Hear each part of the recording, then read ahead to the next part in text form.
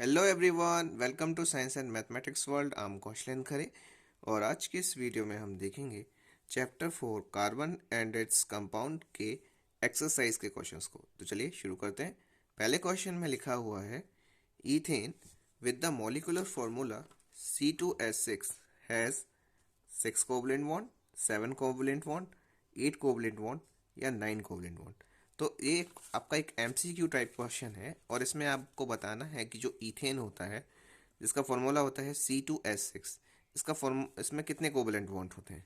तो आप ये देख लीजिए, ये है आपका C2H6, ये यहाँ पे C2H6। तो यहाँ पे आप देख लीजिए कितने कोवलेंट बॉन्ड हैं। ये आपके सब बॉन्ड हैं, 1 2 3 4 5 6 7। तो ये इसमें होगा 7 कोवलेंट बॉन्ड। तो आपका बी ऑप्शन सही होगा। तो चलिए अब बढ़ते हैं सेकंड क्वेश्चन की तरफ। सेकंड क्वेश्चन में लिखा है butanone is a 4 carbon compound with the functional group. तो अब इसमें कह रहे हैं जो ब्यूटानॉन होता है इसमें कौन सा फंक्शनल ग्रुप होता है। तो आप देख लीजिए, आप यहाँ पे इसमें ऑप्शंस दिए हैं, कार्बोक्सिलिक एसिड, एल्डिहाइड, कीटोन और अल्कोहल। तो ये है आपका ब्यूटानॉन, CH3 CH2 CO CH3, ये ब्यूटानॉन है। और इसमें यदि C डबल बॉन्ड हो, इस टाइप का लगा होता है, इसका यदि आप स्ट्रक्चर फॉर्मूला देखें तो इस तरह से होता है। और ये C डबल बॉन्ड हो है तो इसको बोल देंगे आप कीटोन या फिर CO, इसको बोलेंगे कीटोन ग्रुप। तो इसमें कीटोन ग्रुप प्रेजेंट होता है, तो इसीलिए इसमें ये इसका C ऑप्शन सही होगा, कीटोन। अब चलते हैं अपने थर्ड क्वेश्चन की तरफ। इस थर्ड क्वेश्चन में लिखा हुआ है while cooking if the bottom of the vessel is getting blackened on the outside it means that। वो कह रहे हैं इस क्वेश्चन में कि यदि हम खाना बनाते समय देखते हैं कि जो हमारे वेसल का बॉटम जो होता है, नीचे का निचला हिस्सा, वो काला काला सा होने लगा है, ब्लैकेंड हो गया है, काला काला सा हो गया है। तो इसका मतलब क्या है? इसका मतलब है, इसके चार ऑप्शंस दिए हुए हैं कि फर्स्ट ऑप्शन है कि the food is not cooked completely, खाना अच्छे तरीके से कम्प्लीटली कुक्ड नहीं हुआ। सेकेंड ऑप्शन बी ऑप्शन है कि the fuel is not burning completely, fuel जो है अच्छी तरीके से बर्न नहीं हो रहा। और थर्ड ऑप्शन जो है वो क्या है, फ्यूल इज़ वेट, जो फ्यूल है वो वेट है। और जो फोर्थ ऑप्शन है the fuel is burning completely, तो इसमें कह रहे हैं चौथा ऑप्शन है जो कि फ्यूल अच्छी तरीके से बर्न हो रहा है। तो इसका जो आंसर होगा कि भाई क्यों इस तरह से हो रहा है, तो इसमें fuel is not burning completely, ये इसका आंसर होगा। तो बाकी सारे ऑप्शंस नहीं होंगे। तो fuel is not burning completely, इसीलिए वहाँ पे अच्छी तरीके से वो नहीं हो रहा है, वहाँ पे ब्लैकिश हो गई है आपकी वेसल। तो ये हमारे 3 क्वेश्चन थे। अब बढ़ते हैं अपने फोर्थ क्वेश्चन की तरफ। इस फोर्थ क्वेश्चन में लिखा हुआ है explain the nature of covalent bond using the bond formation in CH3Cl। इसमें आपको कोवलेंट बॉन्ड का नेचर बताना है और किसका यूज़ करके बॉन्ड फॉर्मेशन, इसमें CH3Cl में इसमें किस करके आपको इसका इस एग्जाम्पल का यूज़ करके इसमें बॉन्ड फॉर्मेशन का नेचर बताना है कोवलेंट बॉन्ड का। तो चलिए देख लेते हैं इसका आंसर। इसका आंसर है कि carbon can neither lose its electron nor gain 4 electron as both the process require extra amount of energy and would make the system unstable. आपको पता है जो कार्बन होता है उसका एटॉमिक नंबर होता है 6। अब उसे आप बैलेंस उसमें शेल्स में डिवाइड करोगे तो पहली सेल में 2 इलेक्ट्रॉन्स आएंगे और दूसरी सेल में आपके 4 इलेक्ट्रॉन्स आएंगे। उसे अपना ऑक्टेट कंप्लीट करने के लिए 8 इलेक्ट्रॉन्स चाहिए। अब 8 इलेक्ट्रॉन कैसे लेगा वो? या तो वो अपने 4 इलेक्ट्रॉन किसी को दे दे या तो 4 इलेक्ट्रॉन किसी से ले ले। तो दोनों ही प्रोसेस में क्या होता है कि बहुत सारी एनर्जी की आवश्यकता होती है, require extra energy, amount of energy, and would make system unstable, और उस सिस्टम को अनस्टेबल बना देगा। तो इसके लिए क्या करते हैं, therefore it completes its octet by sharing its 4 electrons with other carbon atoms और with other atoms of other elements. तो इसीलिए इसे अपना स्टेबल बनाने के लिए क्या करना पड़ता है, ये अपने चारों इलेक्ट्रॉन्स को शेयर करता है। किससे? अब दूसरे कार्बन एटम से शेयर करेगा या फिर किसी दूसरे एटम के एलिमेंट्स के एटम से शेयर कर लेगा, दूसरे एलिमेंट्स के एटम से शेयर करेगा। तो इसमें क्या कह रहे हैं कि the bonds that are formed by sharing electrons are known as covalent bond.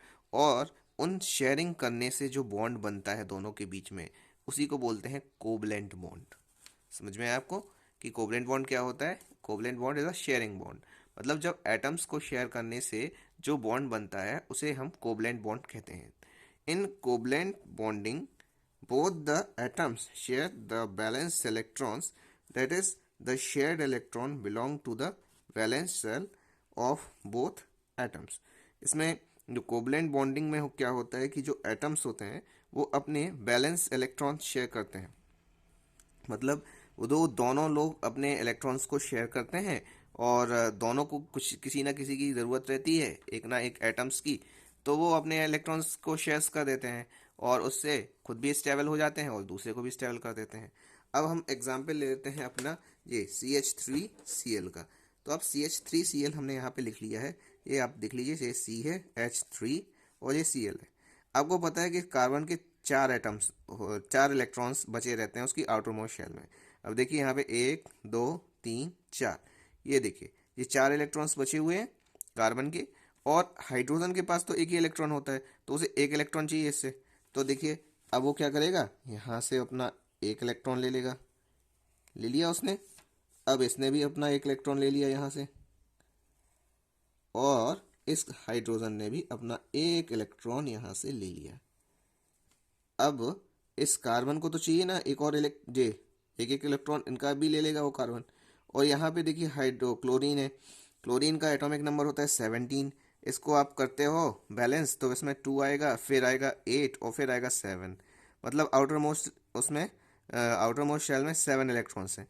अब 7 इलेक्ट्रॉन्स हैं तो उसे एक इलेक्ट्रॉन और चाहिए अपना ऑक्टेट कंप्लीट करने के लिए, तो ये इस कार्बन का इलेक्ट्रॉन ले लेगा। अब कार्बन भी इसका इलेक्ट्रॉन ले लेगा। तो इस तरह से ये कार्बन जो है ना वो इसके भी 3 इलेक्ट्रॉन्स ले लिए इसने, देखिए यहाँ से ये लिख लिए 3 इलेक्ट्रॉन, और एक इलेक्ट्रॉन ले लिया इसका क्लोरीन का, और खुद उसने अपना ऑक्टेट कंप्लीट कर लिया। ये भी खुश, ये भी खुश। अब ये क्लोरीन तो दुखी है, तो इस क्लोरीन ने इसका एक इलेक्ट्रॉन लेके एक अच्छा सा बॉन्ड बना लिया, और इसी को बोलेंगे हम कोवलेंट बॉन्ड। ठीक है, तो ये हो गया आपका कोवलेंट बॉन्ड किस तरह से इसमें होता है।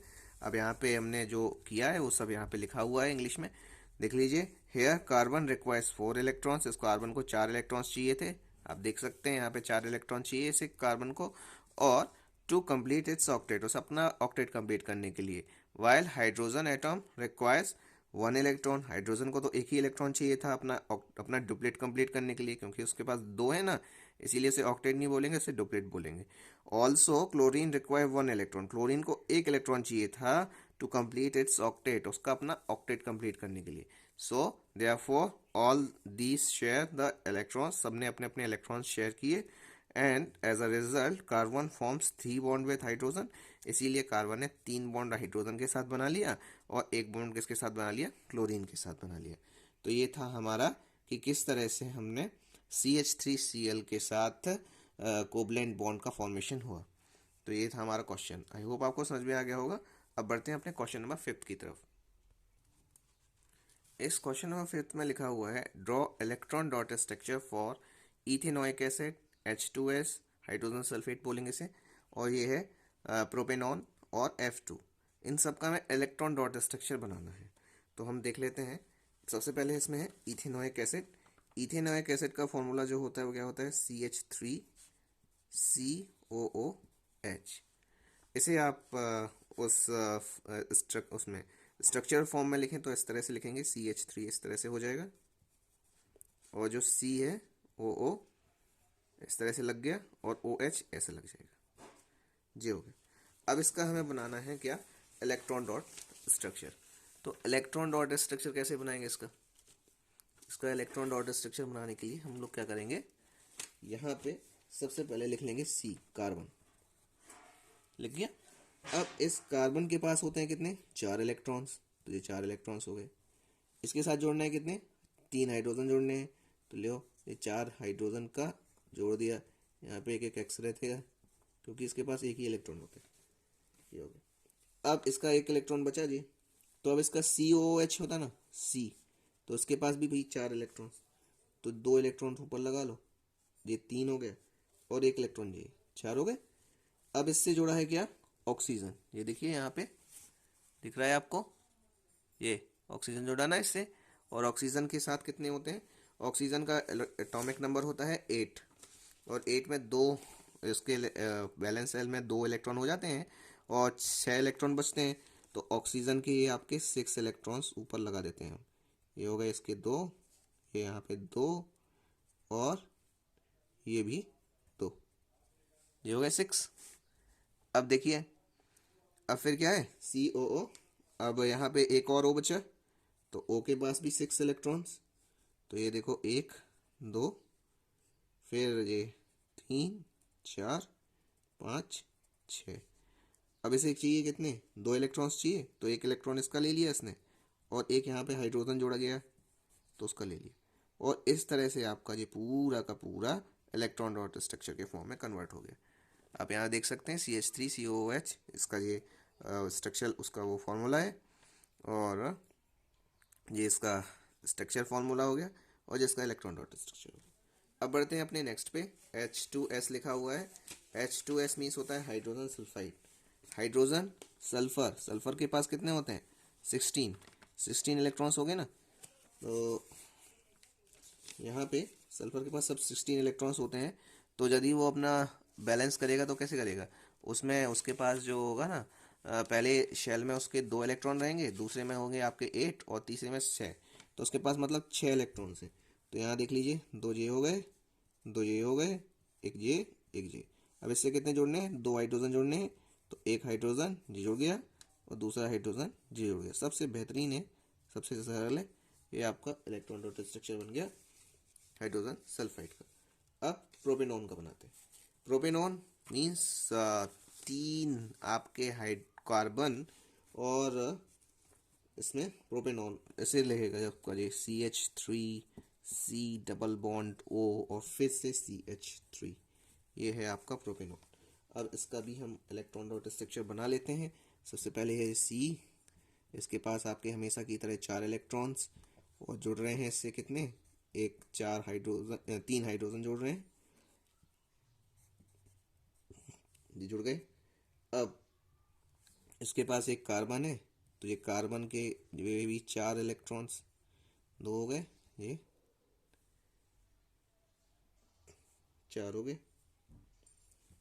और यहाँ पे CH3, तो यहाँ पे भी वही C, और फिर ये H हो जाएगा यहाँ, और एक H इसका ये इलेक्ट्रॉन, और एक ये हाइड्रोजन का।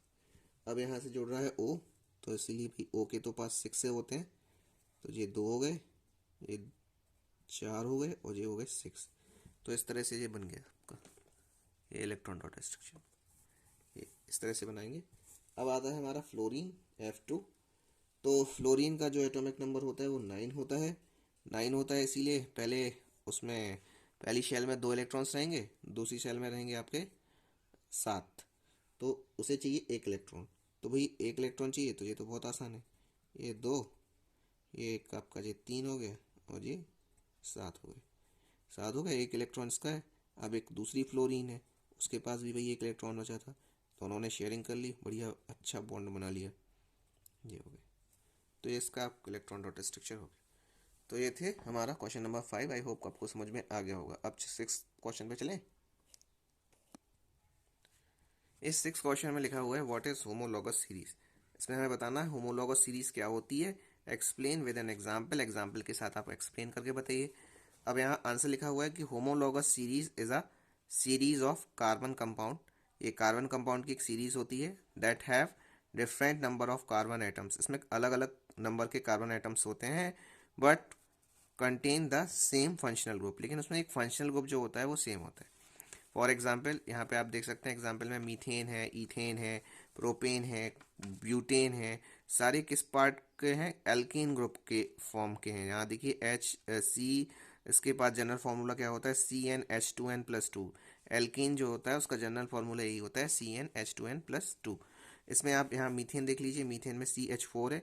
यहाँ देखिए आप 1 रखोगे तो यहाँ C1 हो गया, H2 में 1 रखा तो 2 हो गए, और +2 तो 4 हो गया, CH4 हो गया, मीथेन बन गया।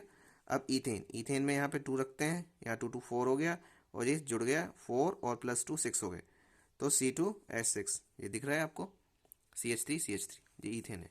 अब प्रोपेन है, प्रोपेन में C3 रहता है तो 3 रखेंगे। यहाँ पे 3 2 6 हो गया, 6 2 8 हो गया। तो अब यहाँ पे देखिए CH3, 3 2 5 6 7 8 हो गई ना प्रोपेन। अब ब्यूटेन में 4 होता है तो 4 यहाँ लगा, 4 2 8 और 10, तो C4H10। तो यहाँ देखिए 1 2 3 4 4 कार्बन है, 3 3 6 और 4 10। तो इस तरह से अब इसमें जो भी लिखा है वो देख लीजिए। यहाँ लिखा है it can be notice that there is a difference of CH2 unit between each successive compound. हर सक्सेसिव कंपाउंड में CH2 में अलग अलग यूनिट में डिफरेंस देखा जा सकता है इनमें। तो ये था हमारा क्वेश्चन नंबर 16। आई होप आपको समझ में, क्वेश्चन नंबर 6 आई होप आपको समझ में आ गया होगा। और भी क्वेश्चंस देखने के लिए प्लीज़ हमारे चैनल को सब्सक्राइब कर लें। इसे अपने दोस्तों के साथ भी शेयर करें जिससे उसे भी उनको उन्हें भी इसका फ़ायदा मिल सके। लाइक ज़रूर कर दीजिएगा वीडियो को, और कमेंट करके बताइएगा कि आपको वीडियो कैसा लगा और आप क्या देखना चाहते हैं। और ऐसे ही और क्वेश्चंस देखने के लिए बने रहिए हमारे साथ। मिलते हैं अगले वीडियो में। गुड बाय, जय श्री राम।